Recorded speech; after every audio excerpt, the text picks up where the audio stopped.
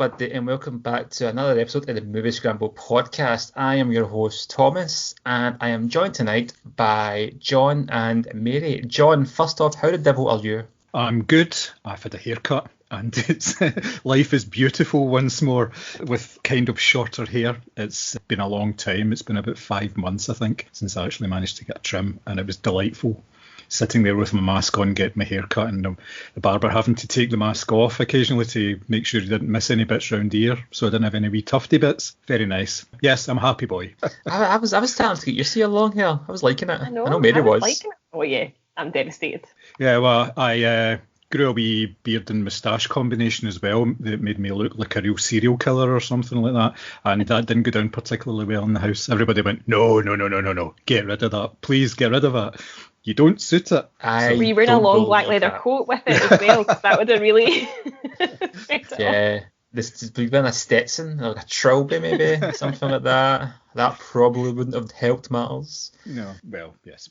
But yeah, it's all good. Everything's starting to get back to normal a wee bit, which is very nice. I don't know, I'm starting to. I'm enjoying things as they are too much. I'm an introvert by nature, and because of anxiety and not having to do anything really helps with the cam levels. Mary, how are you? Speaking of anxiety. Yeah, I'm totally with you on that one. I'm very much introverted, so I have no real desire to rush out and do stuff. Yeah, I'm devastated about John's locks more than anything else, but I too have branched out and gone to get a haircut, get my nails done, so I actually look like a girl again, as opposed to just, I don't know, a witch that crawled out from under a rock, the look that I was sporting through all of this. But yeah, I just wish the weather would perk up a bit. It's July, for fuck's sake, and it's like a monsoon. Yeah, I think it was maybe Friday or Saturday morning, I actually got woke up with the rain. Depressing, utterly depressing. And this is how I know I'm kind of middle-aged as well, because I'm looking out the window and tutting because I can't get a washing out. Do you know, that's one thing they don't tell you when you're younger, the pleasure you get from putting a washing out on a nice day. Cleanses the soul. People will slag us, but you should wait till you get older. Mary didn't feel this way this time last year, but the minute she got 30, boom, it was washing time. That's pretty much it, yeah. On tonight's, or this evening, or this morning, or whenever you're planning listening to this podcast, all two of you out there, we are going to be discussing the 2019 film Rambo Last Blood. I've lived in a world of death. I've watched people I've loved die. Some fast with a bullet. Some not enough left to bury. Now you're probably wondering why you're talking about Rambo Last Blood. A, the cinemas are still shut, and B, it's really recently come on Prime, so hey, we thought, why not? Rambo Last Blood is directed by Adrian Grunberg and written from a script by Matthew Sarunlik and Sylvester Stallone. It tells the story of Rambo, who's kind of retired for the most part from his mercenary ways, and he's living in Mexico with this woman, his adopted daughter, and all things are good until the cartel get involved and the kidnapper and hilarity ensues, basically. I'm struggling to really discuss the plot of this film because there's not much of a plot. Who needs a plot? I mean, it's Rambo. If you're walking into Rambo Last Blood expecting much of a plot more than the cartel kidnap his adopted daughter and he's not happy about it, then where have you been for the last 4 Rambos? I have my own thoughts in this movie. Mary, I'm interested in hearing your thoughts first, because you first off, you haven't seen the other movies. No, ignorance is bliss. I'm going in totally blind to this. You went into Rambo 5 totally blind. Yep. What did you think of it? Well, first of all, I really was disappointed that Sly Stallone didn't get his shirt off once, because that is why I watch a lot of Sly Stallone movies. I obviously don't know what happens in any of the other films, so I can't give you any context, and therefore I feel my opinion is probably slightly less valid. But I kind of took this at face value as just this sort of, it's Taken meets Home Alone, isn't it? And it's just, there's explosions, there's, innards getting ripped out, there's booby traps, there's fighting, there's blood, there's heads being flying off. And as a piece of sort of non-thinking cinema, I actually kind of enjoyed it. I mean, There's no plot. There's no character development. There's so much exposition and foreshadowing. It is not even funny. I mean, you can literally predict the ending a mile off. I still kind of enjoyed it, and I'm kind of kicking myself for saying this because I know you guys are probably going to tell me how wrong I am and how the first Rambo was like, you know, a defining movie of a generation, and this one is just shit in comparison.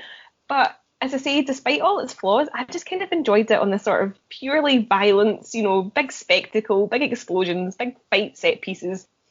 You know, there wasn't a single character I necessarily cared about because, as I say, every single character is like really two-dimensional and there's nothing to it. But it's a bit of fun to fill a Sunday night when there was nothing else to watch. Sure. John, you have seen the other Rambo films, I believe. Is that correct? I have, yes. I haven't seen number 4 in its entirety yet, but I have watched the other 3 films in the series. And from that, I can say that Rambo 5 is a Rambo film because it's exactly the same plot as 2 and 3. Different locations, different protagonists, but it's exactly the same film. I couldn't believe it because I watched 5 first and then went back and watched 1, 2 and 3. 1, you're right, Mary, 1 is a far better film than any of the others. But when you watch 2 and 3, and if you were able to overlay them, they follow the same beats, they follow the same foreshadowing. It's pretty much telegraphed all the way through how this film is going to play out. It was overly violent for the sake of being overly violent because it could be. That's something I noticed that wasn't so much a factor in the earlier films because they were going for a lower rating and therefore going for the big bucks. But there was an awful lot of very, very graphic violence in this film. And I believe in the 4th film, it was pretty much the same as well. They were going for a more sort of mature audience who kind of likes what he does with a knife in various times. But as a film, it was okay. I think probably I've seen far too many films now because I was very much like yourself, Mary. I knew exactly what was going to happen. As soon as I saw him on a horse, I knew that the horse would feature later on. As soon as I saw him tidying up his tunnels, which is not a euphemism, and the camera kind of swept across his work area and there was the bows and arrows and all sorts of stuff there, and you think, well, that's going to be a major part of it as well. And then you see the teenage girl and you know, well, I kind of guess how this is going to go. It didn't paint a particularly good picture of Mexicans, and it didn't paint a particularly good picture of supposedly highly intelligent drug lords. They don't get to the top of their game by basically kicking the shit out of a 75-year-old guy with a 9-inch blade and then saying, no, I'm not going to kill you. I'm just going to scrape your face a bit so that you can come back at some point and keep the plot going. Because I'm going to go. Sorry.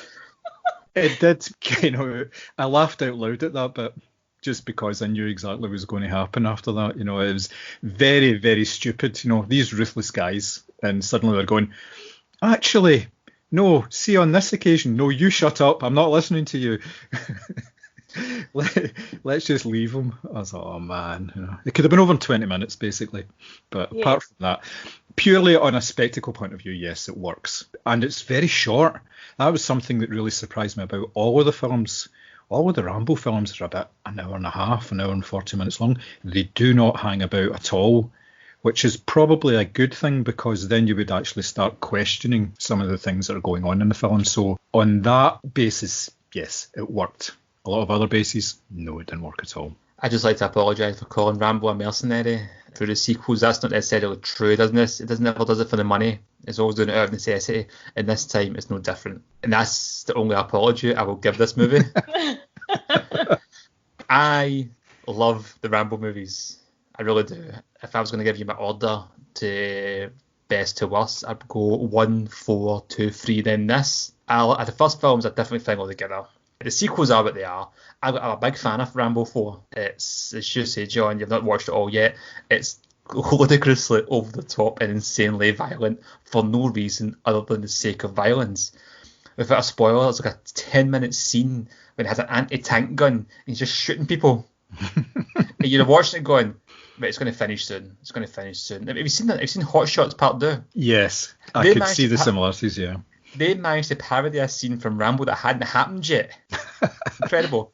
But enough about the good Rambo films. I really, really was disappointed by this. I put it this way, I was looking forward to it. I thought it's Rambo. Even if it's terrible, I'm still going to enjoy it. I went for a few pints before it. I took a bag of cans into the cinema with me. I mean, it was cans of gin. So yeah, it was quite classy. And as you say, the film starts, and the film, like the opening credits, you've got the plot mapped out, and that's fine. That doesn't bother me. That's not me being snobbish. I like films like that. I like sometimes it's predictable because you know what to expect. But for me, the turning point when I started to worry is what you already mentioned, John, when the drug dealers kicked the living shit at this old age pensioner, and then I get the fact that they're like, you know what, we have got such disrespect for you that we're not even going to bother killing you because we don't see you as a threat. But at the same time, I'm thinking to myself, it's because he's not a threat. He's just been battered. And it's actually quite sad to see Rambo getting roughed up with this. So I didn't like that. And then as the film kind of got, I had all the hallmarks of a Rambo sequel that I should have enjoyed, but I really didn't. And by the end of it, I was just like, I'm glad it's done. And I just thought it was two extremes. There was one when he had no chance against the cartel and he got beaten up very easily, to the extremes of the third act, but they took them all out effortlessly. It was like two different Rambos. I was like, okay, I get the idea that he's getting beaten up all these guys, but there was no fight back off him. I see Rambo fight back, make one of them bleed, kill a guy, something, I don't know. And then maybe they leave him for dead. But it just seemed to take them all out so easily. I'm like, are these guys really the top of their game drug dealers? Because they seem a bit inept. I didn't enjoy it. I was disappointed by it. And it upsets me that I didn't enjoy it. Because it's everything I should like in a movie. Yeah, I can understand that. The film is kind of beyond Stallone, I thought, as well. He didn't really come across particularly well. He's supposed to be this grizzled old man who is just wanting the quiet life, yet he's always preparing for war, which I didn't quite get. It would have been better if he had to sort of start from scratch. Stallone doesn't play the action hero very well in his 70s. I thought it was a bit of a blessing that he kept his top on. Really, I don't think it would have been very salacious.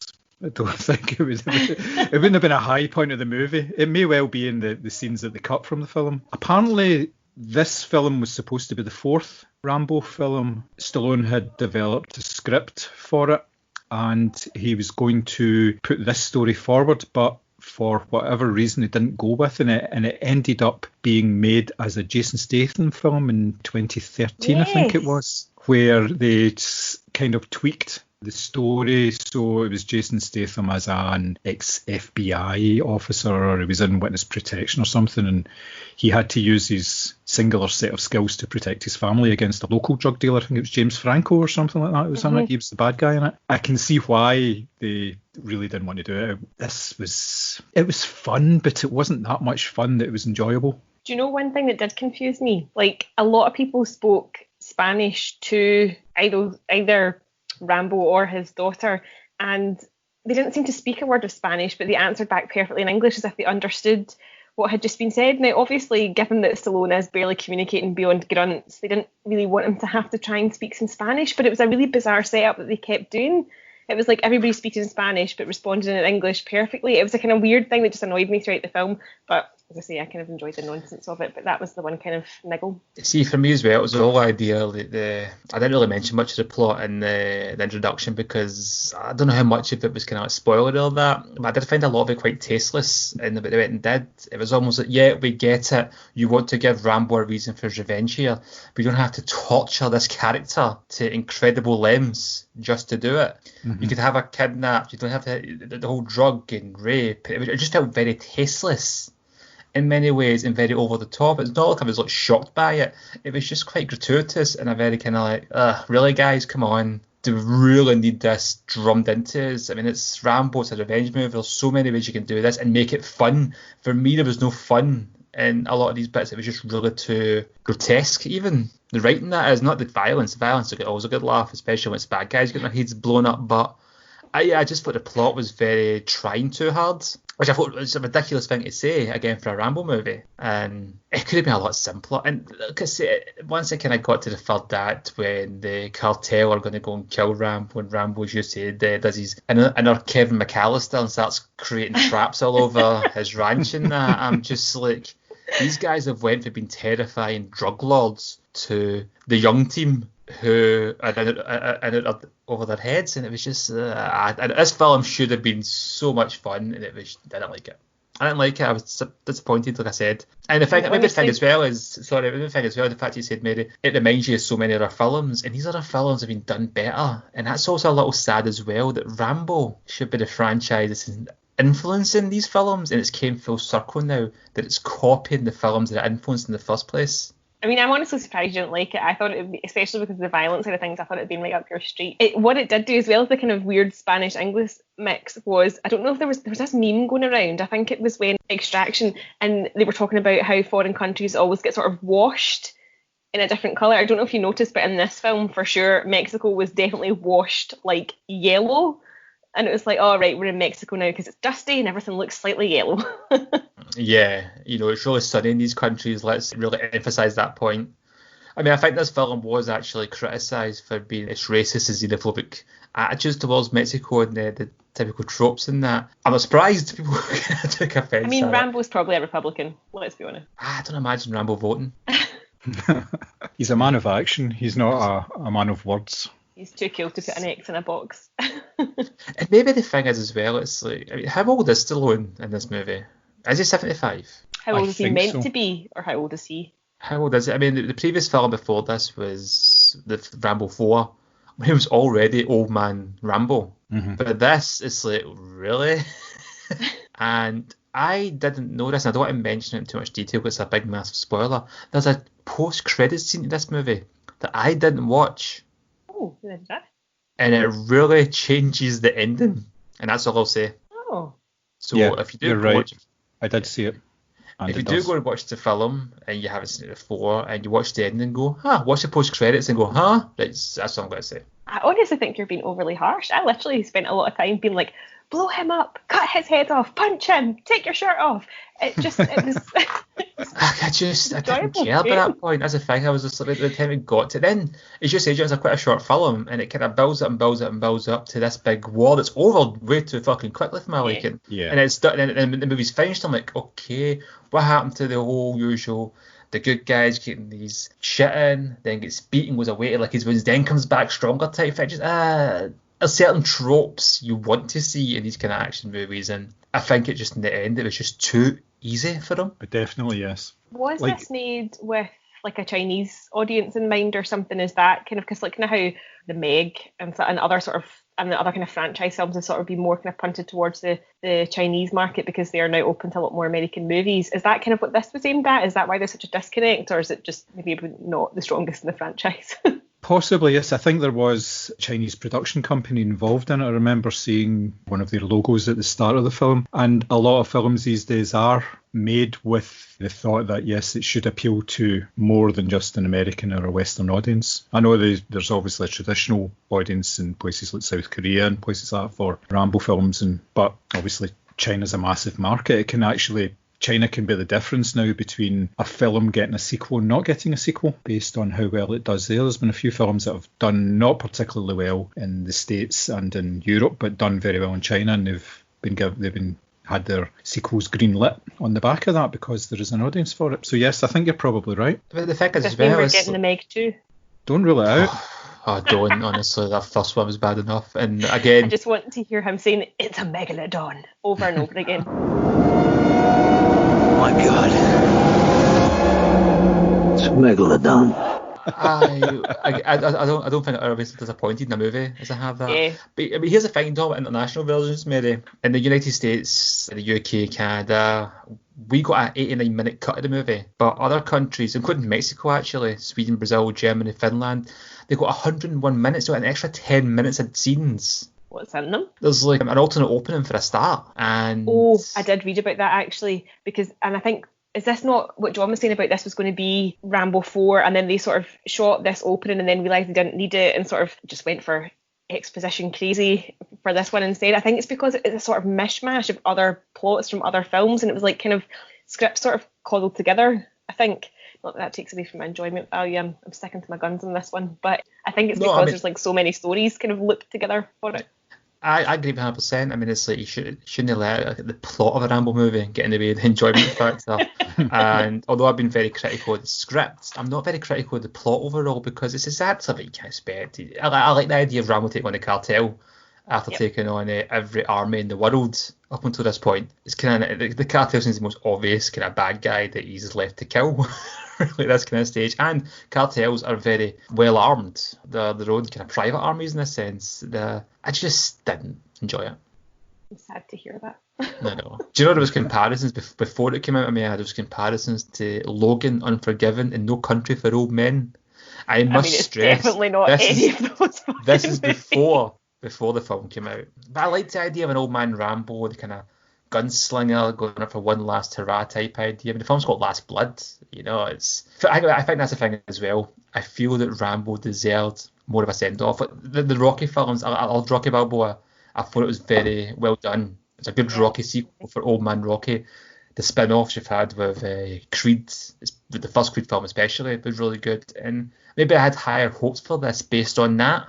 Instead, I didn't feel like I got a Rambo sequel or another Rambo movie. I felt like I got some random movie with Rambo shoehorned into it. That's how it came across. It was, we haven't had a Rambo film for a while. What have we got lying about that we can use to make one? Basically retool it. That happens all the time with stories. I mean, is it the Die Hard series are pretty much not Die Hard. They weren't written as Die Hard films. They were written as something else and they kind of shoehorn it in. But it's that kind of idea.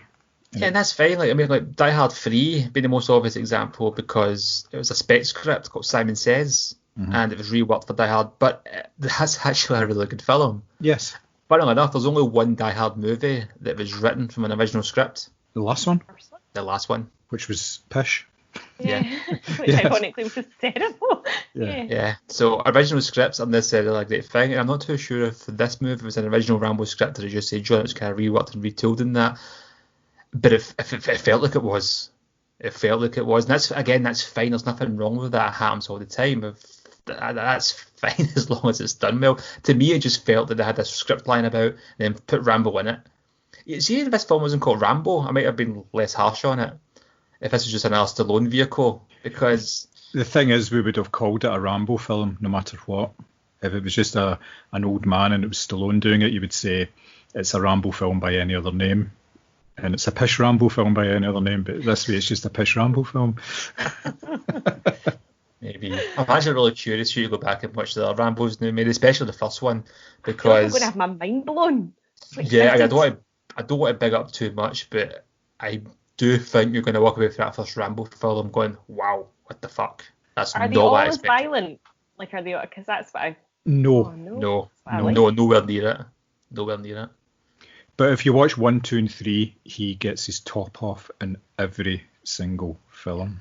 Honestly, he's one of those actors that, I mean, as much as his speech literally is not much beyond a grunt these days, but I think physically he's aged just beautifully.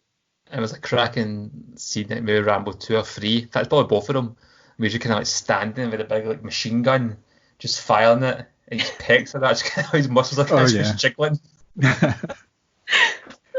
Somebody's probably sprayed him down with oil beforehand. Oh yeah, it's unbelievable.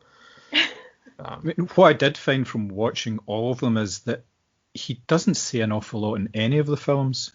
It's not one of these characters that really has much to say. Things happen around him and to him, and people talk at him and explain things to him, but he doesn't really say very much. He is very much in that sort of man with no name, sort of the Clint Eastwood type, as you say, the gunslinger type character.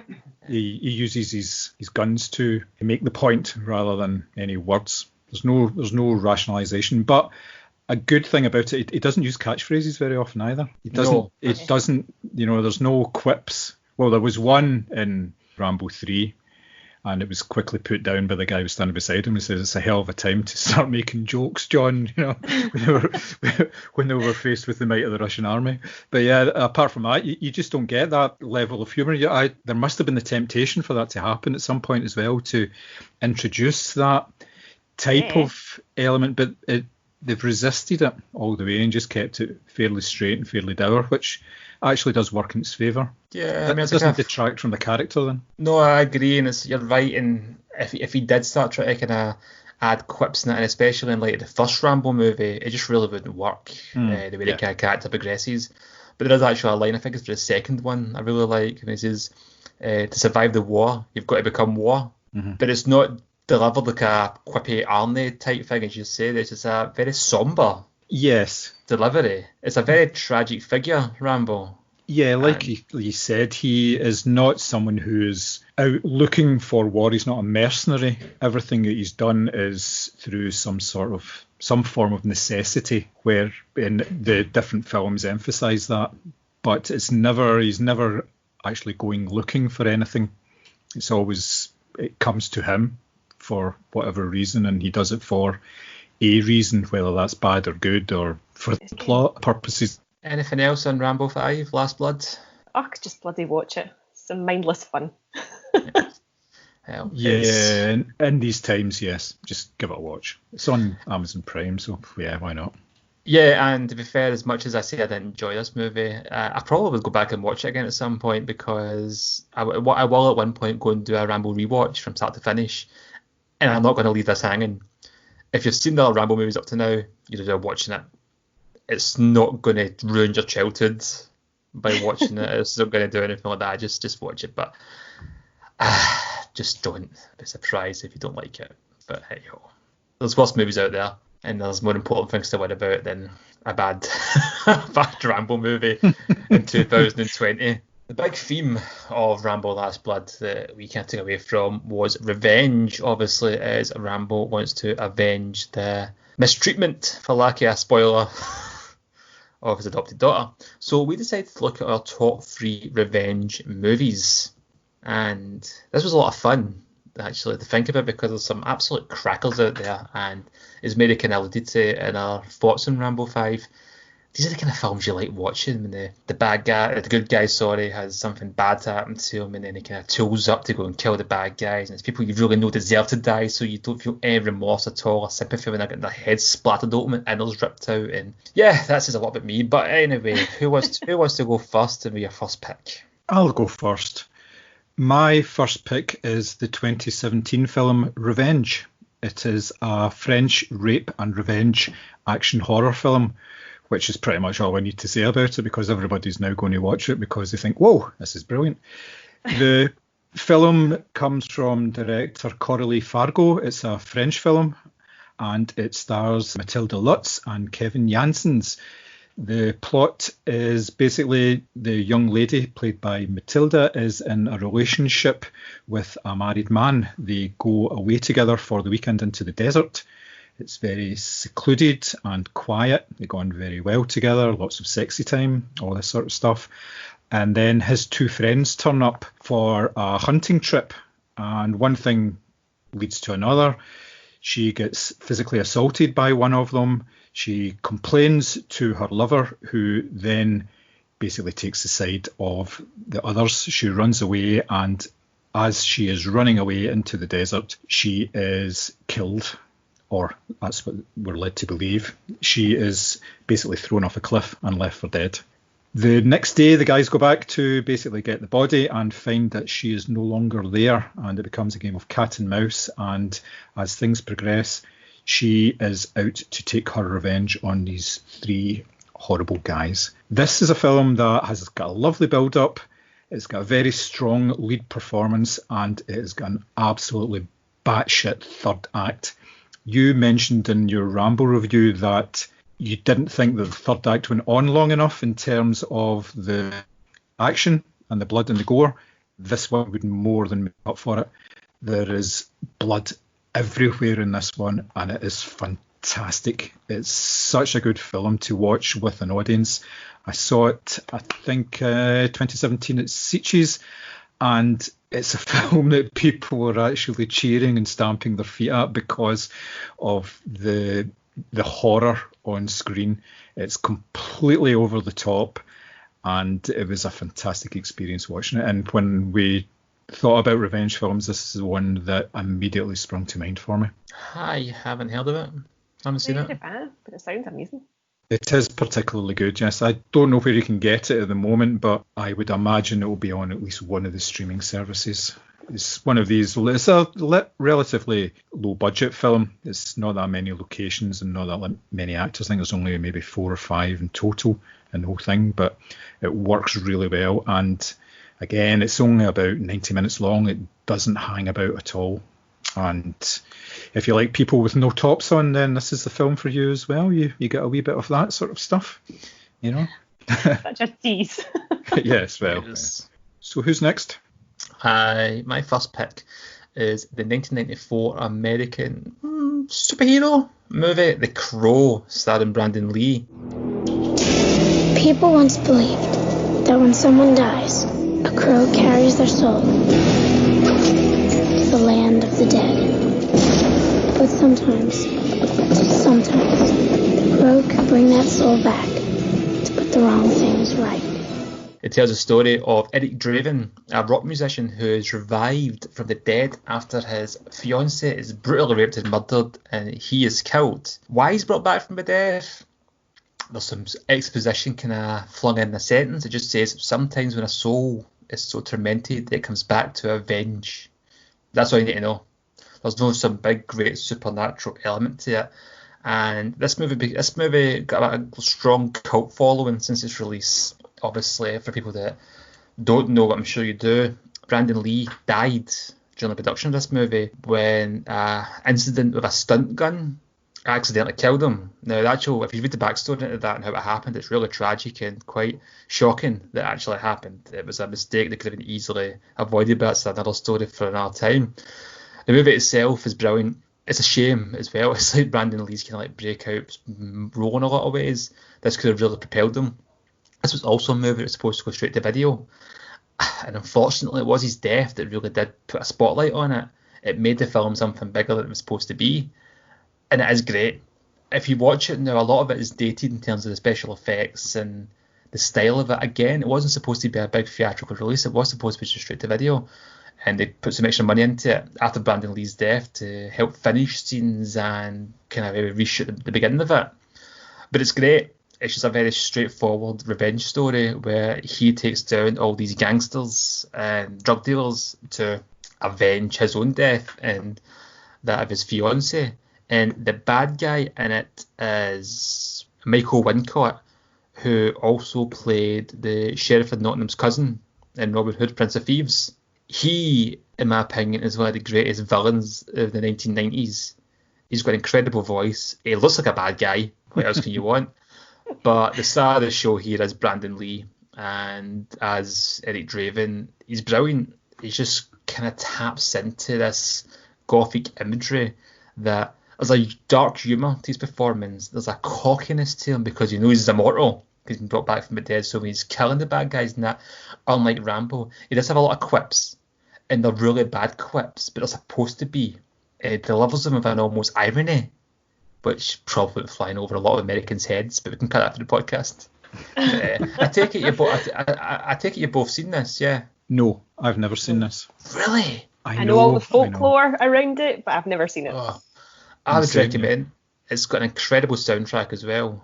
Again, I don't know what it'd be like watching the film now for the first time because it is very of its time, but it's such a gothic revenge romance style story that it just has like I said, the imagery in it's incredible, and obviously the makeup of the Crow character, that just the white makeup with the kind of black eyes, it's just really engaging. The sequels are not worth watching. They are atrocious. I didn't realise there were sequels. There's sequels and a TV show. I didn't see the TV show, but apparently it wasn't too bad. But the sequels, I think I've only seen 1 or 2 of them. They weren't great. They were not good. This is good though. I'd recommend this. They've been trying to reboot it as well, haven't they, for years? They've been trying to reboot this for so long. It's ripe for a remake in many ways because of how popular it is. People would flock to see it. No pun intended. But how am I kidding? It was. But yeah, I mean, there's everybody from I think Jason Momoa to Bradley Cooper's been attached at some point, and I think it'll get rebooted eventually. I also believe it will not be with a big A-lister, and it will probably be pish. But this one's good. I haven't seen it in a while, but yeah, both watch it. I like it. And it's also nice as well to see an old comic book movie that isn't Marvel DC. My first pick I have waxed lyrical about probably on previous podcasts. It is Lee Winnell's 2018 film Upgrade. Basically, it tells the story of Logan Marshall Green, who plays a car mechanic called Gray, who lives in a city of basically, it's like the Jetsons. It's like flying cars and, AI controlled cars and all that sort of things. But he's a kind of old fashioned guy and he likes to do things with his hands and he sort of rejects all the technology. And his wife is then killed she has a car crash with her AI controlled car. And then these upgraded humans, as they're known, basically murder her. So he's out for revenge, and unfortunately he now can't move from the neck down. So he reluctantly gives in to technology and has this thing called STEM fitted in him. And he basically goes about on this murderous rampage through the city till he can finally get his wife's killers. It's such a good movie. I just can't even describe how good it is. A lot of people are saying it's what Venom should have been. It's got this kind of thumping techno soundtrack. The fight choreography is stunning. The violence isn't gratuitous, but when it's there, it's incredible. And I love this whole kind of Elon Musk type recluse scientist who's into all this slightly questionable technology and doing things, for the greater good. And I loved watching the character of Grey get to grips with how his body now works, because there's a lot of kind of dark humour where he's like, slapping fuck it or something basically, and he's like, oh, didn't know I could do that, and the arms are kind of flailing and stuff like that. But it's a classic revenge movie of, wife is murdered, man goes on quest, but it's told in such a clever way. I can't say enough good things about it. It's just a really, really well acted, well shot, different kind of sci-fi take on the revenge thriller. It's just, I think you guys have both seen it, yeah. Yeah. Mm-hmm. It's just a really good movie. I agree 100% when you say this is the movie that Venom should have been. And it doesn't help matters much that the lead actor does look a bit like Tom Hardy. Oh, they're like brothers, yeah, definitely. Yeah, and they came out within a month or two of each other, if even that. The similarities are incredible, and yeah, you're right. I didn't mind Venom that much, but this movie really highlighted what Venom should have been with a fraction of the budget. Yeah, I don't think it did have a massive budget, and that's why I was so excited to see The Invisible Man as well, because I think that Lee Winnell is one of these directors who really gets the most out of basically what he's given to work with, and everything that he touches seems to be quite exciting, quite interesting, quite fresh as well, because this is a revenge drama. It could have gone so many ways that we've seen before. Even with The Invisible Man, it could have been done the same way it's been done before, but I really like his kind of perspective on things. I think he's really interesting. Yeah, I really like the fact that, as you mentioned, he can only move from the neck up. So in the fight scenes, when he's doing all these moves and is been very ruthless, his head is bobbing about all over the place because he doesn't know. It's very clever, and it's totally logical, because that's exactly what would be happening if you didn't really know what was actually happening with your own body. You'd be kind of freaking out in any way you can, and he's doing that, and he's all sort of but he's getting the job done. Yeah, it was a great film. I think it's just about to come on to Netflix as well. Oh, good. I think it will be there maybe the end of this week or something. Yeah, I'm sure I've seen that advertised as well, that it was coming on, and I was like, oh, I might watch that again, because it was a cracking film. It was very good. Yeah, definitely worth a rewatch. Yeah, thoroughly recommend everyone to get that watched. It is absolutely just a cracking piece of cinema. My second choice is probably the most obvious revenge film you can have. It's the 2000 film Gladiator from director Ridley Scott. My name is Maximus Decimus Meridius, loyal servant to the true Emperor Marcus Aurelius, father to a murdered son, husband to a murdered wife, and I will have my vengeance in this life or the next. For anyone who has basically been living under a rock for the last 20 years, yes, the film is 20 years old. It's one of these films that's always on the television. I think ITV2 bought it, and they've just about worn out their copy of the DVD. By now they must have. It is Roman general Maximus Decimus Meridius, who is betrayed by the son of the emperor and basically left for dead. And in order to exact his revenge in this life or the next, he becomes a gladiator. and works his way to the Grand Circus in Rome. There's been so much written about this film and so many parodies of, well, especially the Russell Crowe character, that it's difficult to take it seriously sometimes. But then when you watch the film again and you watch the spectacle involved and you watch the performance from Russell Crowe, he doesn't want to be doing any of this as a character. He doesn't want his revenge. It's been forced upon him. It's not something that he wants to do. He is there and he is avenging his wife and he's avenging his son. And it's an absolutely fantastic movie. And a nice wee tie-in with the Crow as well. We have a performance from Oliver Reed, who passed away during the film, and some of his scenes had to be digitally altered to include him in it, and some very sort of tricky camera work as well. It's a film that's near flawless as far as I'm concerned. Some of the CGI has not dated particularly well, especially with the tigers in the arena, but apart from that, it's a top-notch movie. Can't say enough good things about it. I am assuming that you have both seen this film. Imagine I was like, no, which is my usual response. Yeah, I wouldn't be surprised actually if Mary's like Gladiator. Gladiator? Was that out in the cinema? No, I mean, you're right, John. It's nearly flawless. I love Joaquin Phoenix in this movie. He's such a snotty wee brat. He's like the consummate villain in this. He's the perfect sort of antithesis of everything that Russell Crowe's character stands for. But yeah, it's a great movie. Really good choice. Oh yes, it's a brilliant movie. It deserves all the accolades that it got. The performances, the directing, everything. Yeah, great. Did you know there was a sequel planned for this movie? It was a sequel prequel, wasn't it? Oh, not the one I read. No. And this is legit as well. You can look this up. There was plans of a sequel that was going to have Russell Crowe back in it, playing Maximus. It was going to be set in the underworld as right. Maximus fights the gods and demons and stuff. And I'm just like, okay, one part of me is like, I don't think that really works as a sequel to the movie. And another part is inject that straight into my veins. They had hired Nick Cave to write the script for that. Wow. Yeah, because when you think about it, he is pretty much the obvious choice for Maximus in the underworld kind of idea. In fact, he was surprised when they offered it to him, but he says, yeah, I'll write a script for that. But obviously it didn't come to anything as well.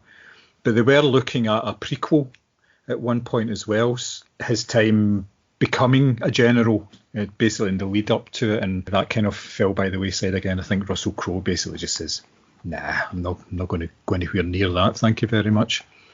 He's too busy just enjoying like cake and potatoes and stuff, isn't he? Because that gladiator bod doesn't come too easy, does it?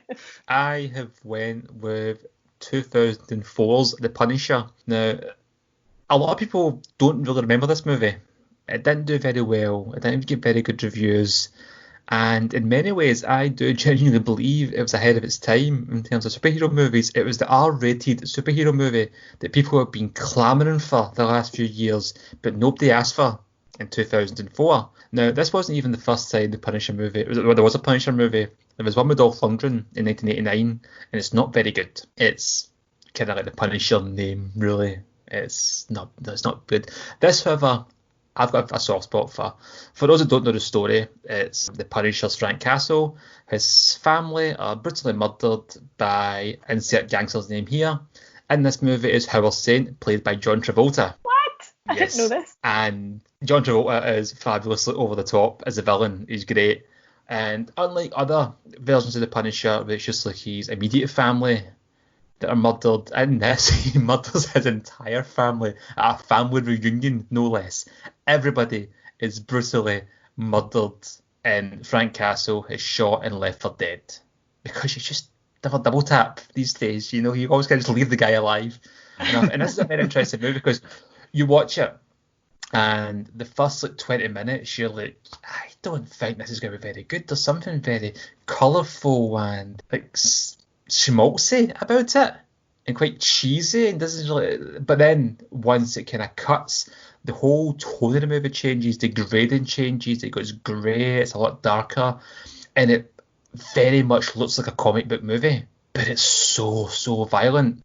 Thomas Jane playing the Punisher, and he's absolutely brilliant in the role. Absolutely brilliant, to the point you're kind of like, how did they not make more movies for this guy? And I know that didn't do well at the box office and that, but yeah, it's because I watched it again recently and it hasn't aged brilliantly in some ways. I mean, for a movie that's not even that old, it does look quite dated. But in terms of just like fun entertainment, it's a real throwback to your 60s and 70s action movies. Mentioned John Travolta as the villain. He's over the top best. He's so.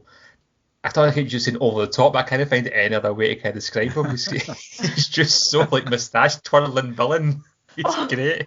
And like Thomas Jane as the Punisher is very good. Because this film is very, very violent. And I remember when it came out, people were saying, this is too violent for a Marvel movie. This isn't what we want to see for a comic book film. And there wasn't a lot of comic book films kicking about here. You had like X-Men, Spider-Man, Daredevil. That was the kind of tone people were liking. And this were like, whoa, what's going on here? This guy's brutally murdering people. And he does it with such coldness. It's a very humorless movie at times. It's very grim. It's very dark. And there's a scene that really shocked me when I was watching it, where in the kind of final third act, when he's this big massive killing spree, he brutally murders a guy without even looking at him. He walks by, the camera pans down, and the guy's kind of like all fucked up and like kind of reaches out to him, and he just aims the gun without even looking and shoots him as he walks past. And you're just like, oh man, that's badass. And obviously the Punisher's been rebooted again, and Netflix, the series, and that's been really popular, and people got to remember that. There was another Punisher movie after this, Warzone, which wasn't very good. It was supposed to be a sequel originally and became a reboot. It wasn't great. They did make a short movie for, I think, Comic-Con with Thomas Jane reprising the role. It's called Dirty Laundry. That is excellent. It's so good. You've got Ron Perlman in it as well. I would recommend watching this if you get a chance. It's a lot of fun. It's, like I said, a bit kind of dated, but yeah, violent, over the top. And there's a cracking scene of a musician, which I don't want to give too much away. But the guy's also a hitman, and he sings a song to the Punisher. And it sounds really bad, but it's not. It's great. It's really good. John, I think you've seen it, yeah? Yeah, a long time ago. I thought it was particularly close to the comic books, the comic book character of Frank Castle, and because of that, it came across really well. Yes, the comics are quite violent and everything as well, so it seemed to hit that tone. You're right in the fact that it is a very adult take on comic books, and that wasn't really being done at that point. Maybe Blade was somewhere close to it, but even then. And I agree with you, I've seen the follow-up short film as well. That's excellent. That's really, really good. I really enjoyed that. I haven't seen it for a long time, and I think based on what you've said, I definitely need to go back and watch it again.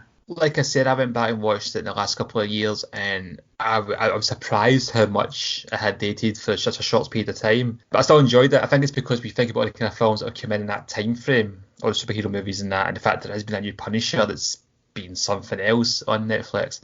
It's still a lot of fun, this movie. I still got a soft spot for it, like I said. Mary, the fact that your eyes went boom when you heard John Travolta's name, I think you haven't seen it, but John Travolta sold it to you. Kind of, because one, I like to see what wig stage he was at in his life, like kind of early 2000s. But I mean, he is a kind of good sort of camp villain. Please don't sue John Travolta for me calling you camp. I like it, and you know what? I've got so much love for the Punisher series that I would give the film a watch, because I mean, I like, you know, hack 'em slash 'em type of thing, so I would give this a watch.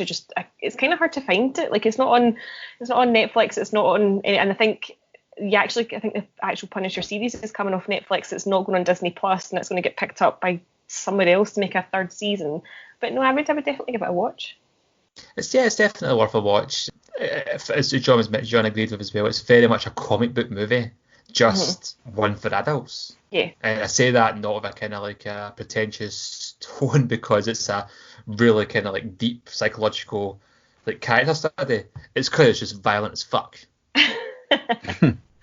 I'm okay with this. From that sort of, you know, comic book universe to bleak Midlands of the UK, my next pick is Shane Meadows' 2004 movie Dead Man's Shoes, which I only watched maybe about a couple of years ago, but I pretty much bawled my eyes out at it. It's, you know, Shane Meadows really, really getting to you, like, in your head and in your heart, like what he does best. So it stars Paddy Considine as Richard, who returns to a small village after he's been serving in the military, and he basically has like one goal now that he's back home, and that's to avenge the death of his mentally handicapped brother, who was kind of tortured and abused by a local gang who's headed up by Gary Stretch, who's a really good sort of bastard in this. That's like the only word I can think to describe him. And he sort of starts off by, he's got this kind of creepy gas mask and he's going around sort of terrorising the gang and trying to find out who was really at fault.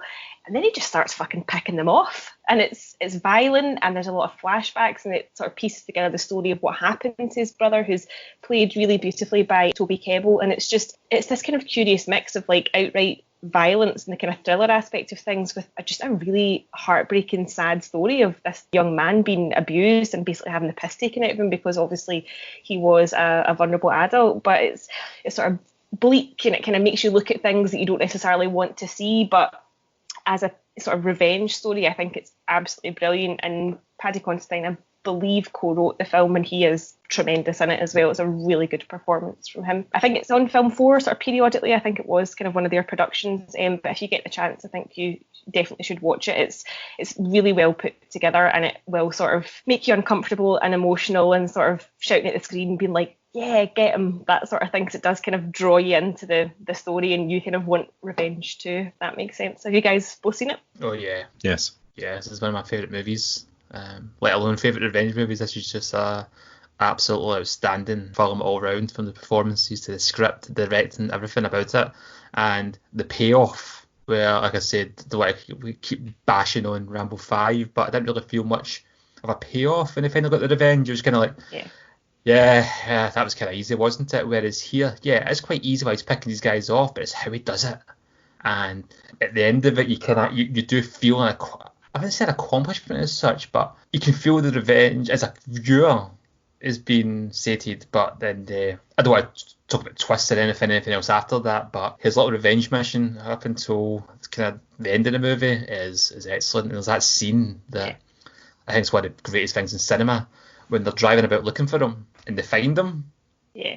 And they go up to him and you get the kind of the hard man, the kind of local gangster, thinks he's a bit tough, and he's trying to intimidate and bully him, but he can't because he's not scared of him. And he even says, "You're not scared of me, are you?" And he just laughs and goes, "No."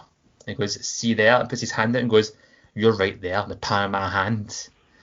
And that whole scene's very uncomfortable, and it's a way when, I can't remember the actor's name, sorry, where you mentioned him, the villain. Gary Stretch. Gary Stretch, is like when he's speaking to Paddy Considine's character, Richard, Paddy Considine interrupts him almost, and it's so naturally done that it leaves you uncomfortable. It's not a kind of case that I'm the actor waiting for my beat to then come in and then speak to you. He just interrupts him and says, "I'm sick of your pish, I can't bother with you anymore." And he looks so, for a guy that's so kind of like calm and composed, he looks incredibly on edge the entire time. And you just know every time he's in the scene, you're thinking he just kick off and kill someone.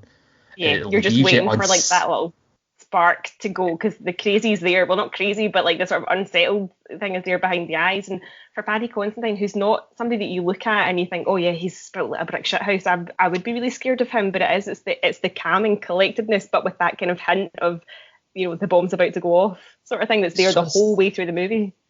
It's so unsettling. This is the first movie I've seen, so anything I've seen after that, I can't help but think of him in this role, whether it's Hot Fuzz or Journeyman. Yeah, when I see him kind of Hot Fuzz or Journeyman, and he's an incredible actor, very, very diverse, I always think of him in this, because he's just so intense. He looks like a total psychopath, and I'm not kind of giving away too much else of the film, but there's that scene near the beginning when he's sitting in a kind of wee cafe, and the guy's speaking to him, and he's just kind of calm and relaxed, and he just changes, and you're like, yeah, a cracking film. Yeah, you're just on edge the whole way through the film as a viewer, because you just know there's just this atmosphere right from the start. And part of it's got to do with the way that it's shot. It's quite grey and bleak, which I suppose is just a reflection of probably state of mind and the fact that it's like the Midlands of England and it's a grey and bleak area. But yeah, it's this massively unsettling film. You mentioned that earlier, Thomas. It's just, it's one that you don't forget in a hurry after you've seen it. No. Especially because as the flashbacks are sort of being pieced together and you're like, shit, how much of this does Richard actually know? Because there's some really fucking uncomfortable stuff going on with Toby Kebbell's character. Like there's a scene where they kind of force him into a bedroom and stuff like that. There's some really, really uncomfortable stuff going on. And it's like, how much of this does he know? Because there is that sort of, it's like the the flames going down the fuse, and you're just waiting for it to go off. And it's it's not a massive budget film, and it just shows that these kind of things are every bit as good as, the big sort of blockbuster movies about this kind of particular theme. My last choice is the 1967 film Point Blank. It's directed by John Boorman and stars Lee Marvin and Angie Dickinson. It is the consummate revenge film. The story of it is that the Lee Marvin character Walker and his friend Mal Reese rob a major crime operation, and instead of them getting away with the money, Mal and Walker's wife double crosses him, shoots him, and leaves him for dead. Again, they don't do the two taps, it's not the two to the chest, one to the head. No, none of that. They leave him for dead, and it's actually on Alcatraz Island of all places.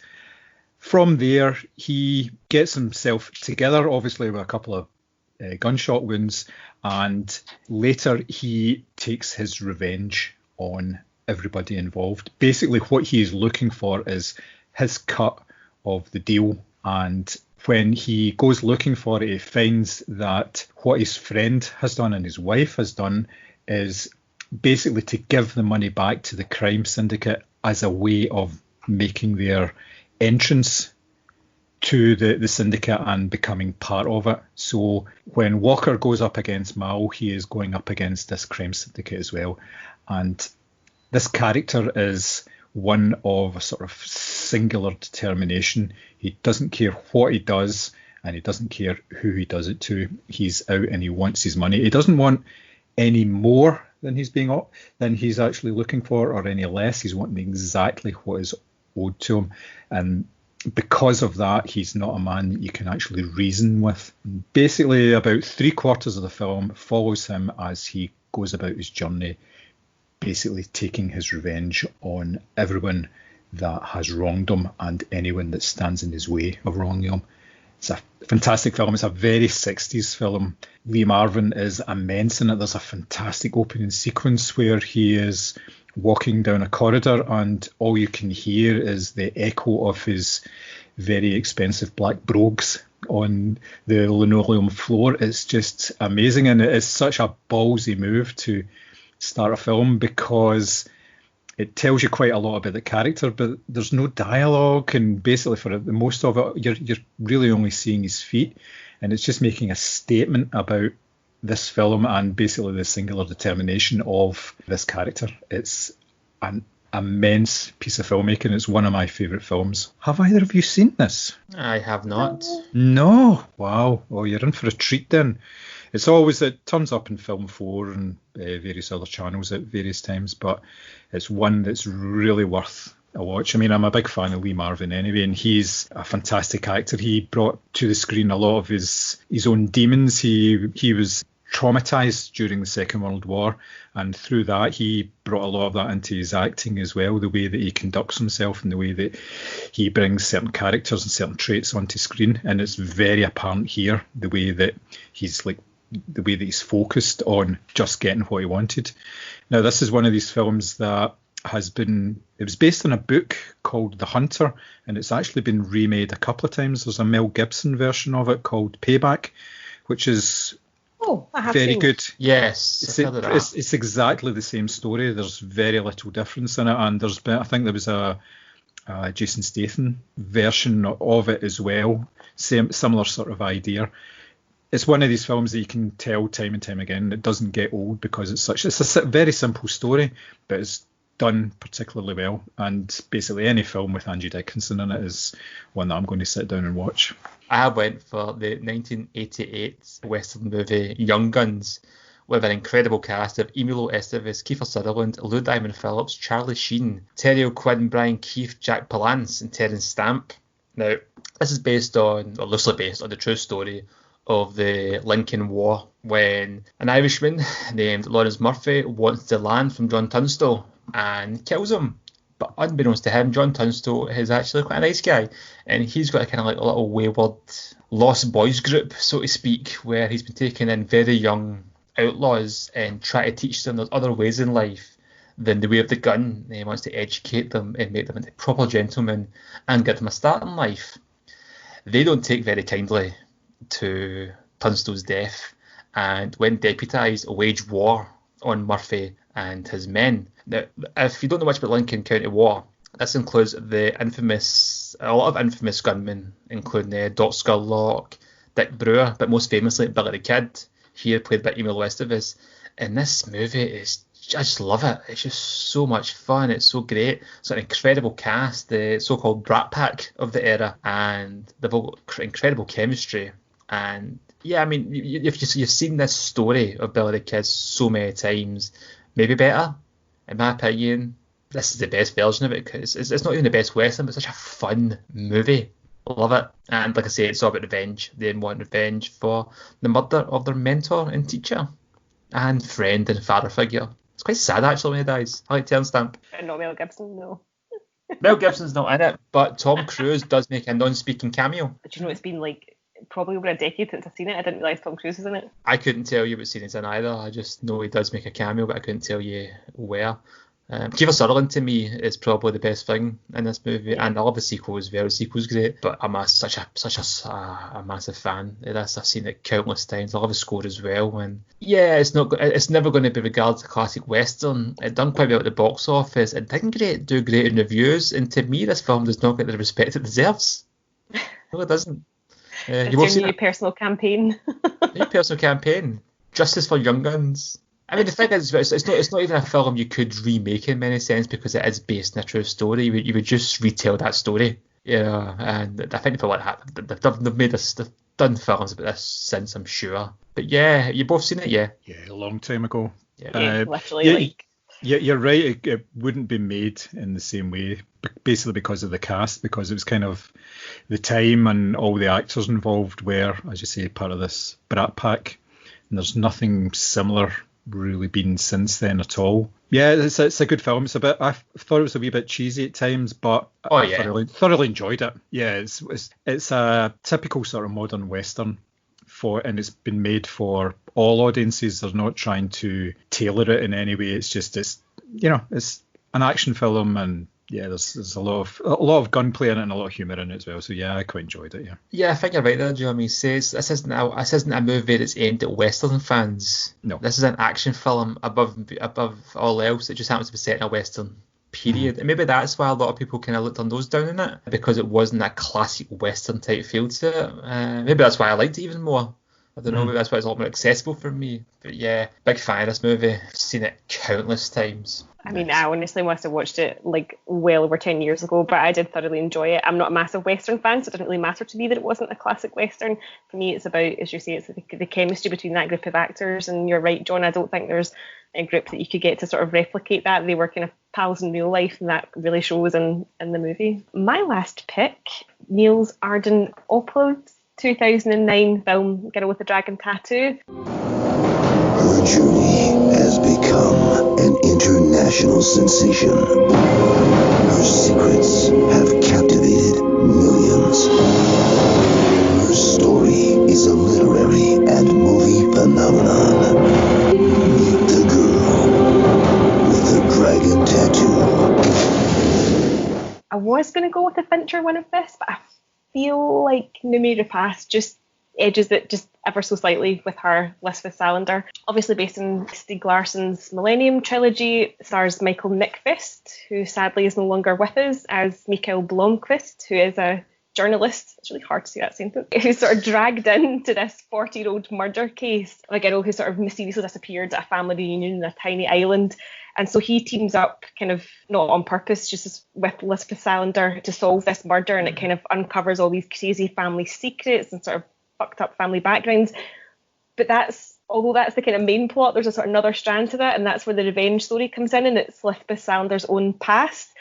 She doesn't seem to have been a particularly nice person. You know, there's talk of her setting people on fire and killing her dad and getting terrible revenge on school bullies. So she's kind of pitched as the bad guy. And then obviously the whole kind of story of her past and, you know, sexual abuse that she goes through. There's a really horrific sexual assault in it as well. And then she just goes fucking hell for leather on revenge, or sort of following her own path and getting revenge on everyone who's wronged her. And is she in the wrong? Is she doing the right thing? The revenge that she exacts, like, is almost as graphic as the sexual assault. You know, there's a tattoo carved into her victim, whose name escapes me, and it's very, very graphic and very violent. You know, kind of like the sort of Scandinavian noirs. It's all really bleak and it's all sort of, you know, snowy shadows and sort of the really red blood on the virgin snow, as Hitchcock used to say. I think it's a really well shot movie. I actually don't think the Fincher remake is terrible. I think it does it justice, but I loved Noomi Rapace as this character. I thought she was excellent. I thought she was really steely, but she was kind of vulnerable, but everything was just all kind of kept hidden under the surface. It was kind of similar to the Paddy Considine character in Dead Man's Shoes. There was a lot going on in the eyes, but everything else was extremely calm. And it wasn't like the sort of typical hacker trope either. She wasn't like pressing a whole bunch of keyboard buttons and all of a sudden like the keys to the kingdom are opening up. It was very sort of fact-based. You know, Blomkvist's journalist character is very sort of, you know, he's a financial reporter, so he's very sort of staid and proper. And it's just a really good movie because there is the sort of murder mystery case which unravels, and there's links to other kind of murders that were going on, you know, decades ago. And then there's Lisbeth Salander's own personal journey. And I just thought it's a really excellent movie. I think it's up there with one of the sort of the best modern trilogies that have been out recently. Have you guys both seen it? I have, yeah. I haven't seen it in a long time. I watched it not long after it came out on DVD. So it would have been about maybe 2010 when I watched it, and I haven't seen it since. I have watched the remake, which is crazy to think that came out in 2011, I think it was. Yeah, it was fairly soon after, yeah. Yeah, there wasn't a great deal of time gone before these films were released. To me, it seems a lot longer looking back, but yeah, I love this film when I watched it. I thought it was great. I like the Fincher one as well, but I think this one maybe just kind of edges it, maybe because I've seen it first. That would be the big thing. Yeah, it's a good choice. It's just in that the rape scene's horrible. It's a horrible scene, and as it should be. It's a rape scene. It should be horrible, but yeah, it really sticks with you.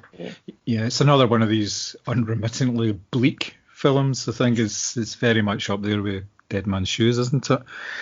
It's a film that you do not enjoy. It's a film that you watch and you take in, and if you're not disturbed by it, with so many aspects of it, then there's something. You know, it's like a trigger, isn't it? If you sit somebody down and say, "What do you think?" I say, "Yeah, it's pretty good." You go, "Right," and you're going on a list somewhere. Thank you very much. Yeah, it's a great film. Yeah. I mean, I watched the sequels. I've actually watched the sequels in the cinema. And again, I haven't seen any of them since. I haven't seen any of these films. I've only seen them all once. And it's a shame, but then again, like proper sequels of the American remake, because it'd be nice to have some follow-ups to that. And I didn't see the Golden Spider's Web, but I saw the trailer for it, and I just thought to myself, this looks like some kind of fan fiction of. It wasn't anywhere near as good. The new film. It was kind of sold more almost as an action film in a way. I mean, if you looked at the trailers, she goes across a lake on a motorbike that's frozen and that kind of thing. You're going, no, it's not quite the same sort of character. There are a lot of the same elements, obviously, because it's from the same source, but it just didn't have the same impact as the first film. That may be to do with the fact that you know the character more at that point, and maybe she has softened slightly, because she does soften slightly by the end of the third film, but it didn't really have the same sort of impact as the original trilogy at all. It was a bit of a disappointment in that respect. And I really don't want to use the term fan fiction derogatory, because I do know the Spider's Web is based on the book by a different author who carried the series on after Stieg Larsson's death. I haven't read the rest of the books. I've read the first book and really enjoyed it. I could not get into the girl who played the fire and just gave up with it eventually. I just didn't think it was very well written at all, so I never did finish the trilogy of the books, but I did finish the trilogy of the movies, and the first one was probably the best for me though, and it's the first movie I saw Lisbeth Salander in, and thought she was brilliant, absolutely brilliant in it. Yeah, and I think the thing is, it's just quite for all that she's only had 3 outings, at least in the original trilogy anyway, she's become a sort of quite iconic, sort of maybe cult figure. I don't think you want to mess around with that too much. I think, you know, she's kind of seared in people's brains as to what she looks like and how she carries herself, and people sort of picture what she thinks and what she's motivated by. So I think to mess around with that is always going to be quite dangerous territory. Yeah, I agree. And that's kind of just reminded me of what I was talking about with the Crow. You get the first movie, Iconics, the word I was looking for actually, regarding Brandon Lee's performance as Eric Draven. They made 3 sequels, and a different actor, obviously. took over, but a different actor was in each film, including Edward Furlong at one point. And we're going back to what we were saying about like the source material. These movies were based on, I think they're based on novels of completely different source material. And like I said, I've only seen maybe one or two of the sequels, and they're terrible. You can't recreate that magic. And I think maybe I haven't seen Spirals, but maybe it's brilliant, maybe it's a cracking movie. But as you're saying, John, from the trailer, it was selling something totally different that we just didn't get from that character. And yeah. No, you're right. It's worth a watch, but it's not anywhere near as good as the other films. Okay, and that's us for our top 3 revenge movies. We went and asked you in social media land what you went and thought, and one of you got back to us. Our good friend and listener Derek at DK_do says he doesn't really have a top 3 as such, but he's recently watched Dead Man's Shoes and Man on Fire during lockdown. Both great movies. Now, we mentioned Dead Man's Shoes, but Man on Fire, that was on my shortlist. Both of you seen it? Nope, not seen it. It's one of my Denzel missteps, I'm afraid. Yeah, I have seen it. I wasn't sure if it was the Denzel Washington movie or not. Yeah, I have seen it. It was directed by Tony Scott, wasn't it? I think so, yeah. Yeah, it's actually a remake of an Italian movie, which was based on a novel, which coincidentally I have also read. And I haven't seen the movie though, but I did read the book, and I do like Man on Fire as a great story. I thought the ending, I'm still not too sure if I like the ending or not. I won't say anything if you haven't seen it, but it's a great movie, and it's just a total stone cold revenge movie. You know, it's like total Denzel and badass mode. It's a cracking choice. I like it a lot. Surprised you haven't seen it, John. Seems up your street. I know, but it's just one of these things, you know. You can't see everything. I do try, but you know. I think I watched it on Film 4 or something not that long ago. Like maybe I say not that long ago, maybe about a year ago, but I'm sure it was on like Film 4 or something. Mm-hmm. Yeah, actually the original, which the name escapes me, I can't remember if it was called Man on Fire, if it was called something else, like at the original title, I don't know how it translates, but I'm sure that's been on Film 4 before. Right, okay. As well. But yeah, very good choices. Like I said, Man on Fire was on my shortlist, as was Dead Man's Shoes, but I'm glad you picked it, Mary, because it gave me a chance to put in The Punisher, which I was swaying with. I was swaying with that one because I hadn't seen it in so long. But and the fact that my opinion had changed slightly since first seeing it. But in terms of revenge movie, yeah, you can't go wrong. I think all those choices are very good. And yeah, do we have any news items? Obviously, we still can't get to the cinema. Films aren't happening. And John, I think you mentioned recently about Christopher, I think it was David Tennant, Christopher Nolan's Tenet has been delayed indefinitely. Yes, it's been taken off the schedule entirely. It's obviously the film that they were hoping would kickstart people returning to the cinemas, and it got put back a couple of times, and it was scheduled, I think it was the 12th of August, and now it's just been taken off the schedule completely, and has since been followed by Mulan, which has been taken off of the schedule completely. There's been talk of Tenet not getting a day and date release anymore. They may release it internationally and not release it in the States, and obviously just release it then when things are a little better. In the States, around about 2045 or something like that. And but the problem with that, to wear masks. yeah. The problem that they have is that with a film like Mulan, everybody knows what the story is. There's no real surprises or anything, but nobody knows what the story of Tenet is, and they really don't want it spoiled on social media by people going to see it outside of the States and then just flooding Twitter with story points and all sorts of spoilers, just ruining it for people, and therefore people won't actually go and see it. And obviously the risk of piracy is higher if it's released in other countries, especially the likes of South Korea. You tend to get pirated versions of films with South Korean subtitles soon after films are actually released. So, you know, there's all these things to take into consideration. It would affect the box office. So they may just hold back and release it whenever things are better everywhere. But I don't know. It's one of these ones. It's a money call more than anything else. And the way everything's looking, everybody's putting films back now. There's obviously a few exceptions, like the Bond film hasn't been put back, but it's only a matter of time before that gets put back as well, given the current situation. Yeah, I think it's guarantee if beginning you. of November for Bond now, allegedly. Mm. But Top Yeah. Gun Maverick, Well- I think, has been pushed back. Mission Impossible has been pushed back. I mean, honestly, if there are any Americans listening, it's not breaching your constitutional rights. Wear a fucking mask, because I'm desperate to get back to the cinema, and we can't have any movies till you guys buck up your ideas. Yeah. Yeah, I mean, Tenet will become the most pirated movie ever Yeah. if they try and release it in one country for another, and it's a shame that could happen. In some other comic book news, there's been some footage of a Snyder Cut shown where we see Henry Cavill in the Black Superman suit. I saw that. Now, all it is, by the looks of it, is a clip from the already Justice League movies we've seen, and it's been altered. The colour's been changed, so it's nothing really too exciting, but it is still quite cool to see him in the black suit. Yeah, there Maybe was just like, why? there was a I report. still think these movies look shit. I just don't understand. There was a report as well that came out saying that the Snyder Cut will feature none of the Joss Whedon shot footage at all.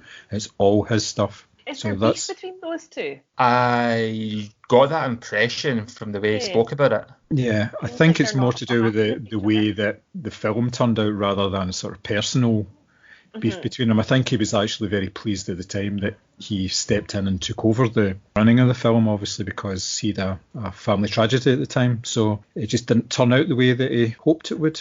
We shall see. We shall see next year, or we may I'm looking not, forward to it. because gonna obviously say we don't have HBO Max in this country. Yeah, go Sky Atlantic though. Sky Atlantic are quite HBO friendly. Yeah, they They might. are, yes, yeah. Or we'll see it one way or another, definitely. It might even get a cinema release outside of the States. You never know. That'd be pretty cool. It's supposed to be like 4 hours long though. Well, you've got form, take in a few beers, you'll be fine. How much of I half-canned. missed? I mean, like, it was gin. Yeah, it was chance of gin, a bit classy. But Rambo was only 90 minutes long. Yeah. So that was our thoughts on Rambo and our revenge movies and any other rubbish we could basically think to talk about.